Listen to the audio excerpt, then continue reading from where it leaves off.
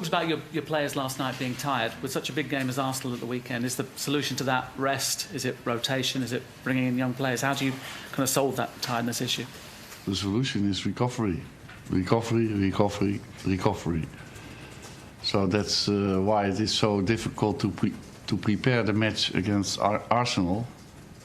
As a manager, you want to prepare it on the pitch, and you cannot do it because you need freshness of the players. So then there's also another solution to change your squad. So we have to see how the evaluation is of my fatigue specialist.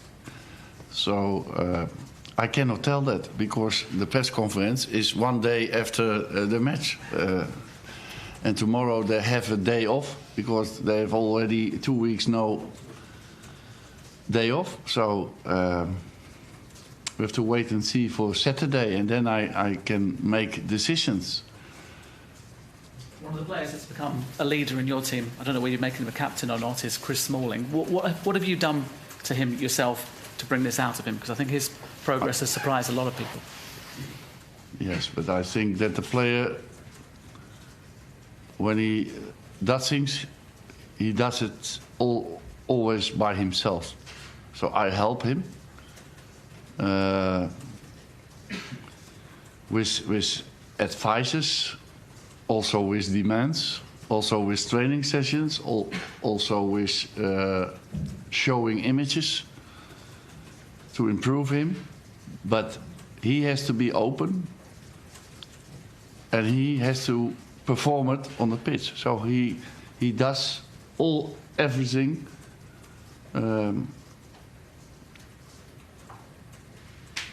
itself.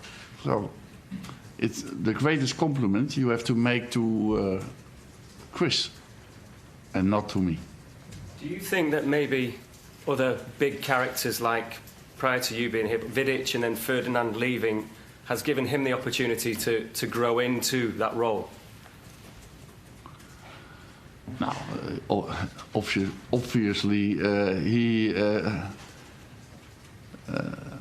get the chances because of that phenomenon. But that is always like that. As a player, you need vacancies in positions. And when it is your position, you have more luck.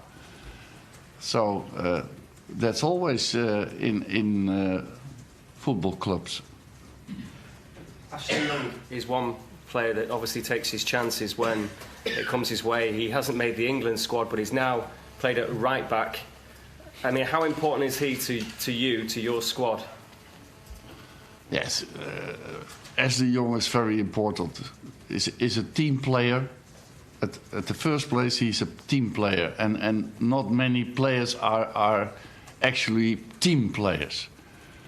But he is always thinking at the team, and he can play on a lot of positions.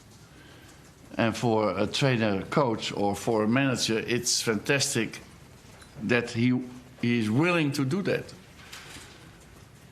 Because yesterday, he came in as a right fullback. He didn't play so much there, I believe. But it starts with him, the second goal, for example. So it was very important that he played there in the second half. And I'm very happy with him. And he accepts also his role. And that's also important. Today is 19 years since Arsene Wenger was appointed manager of Arsenal. Obviously, one of your predecessors, Alex Ferguson, was here for a long, long time.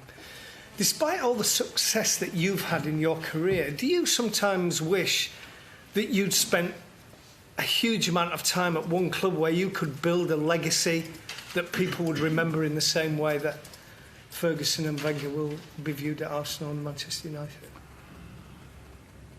I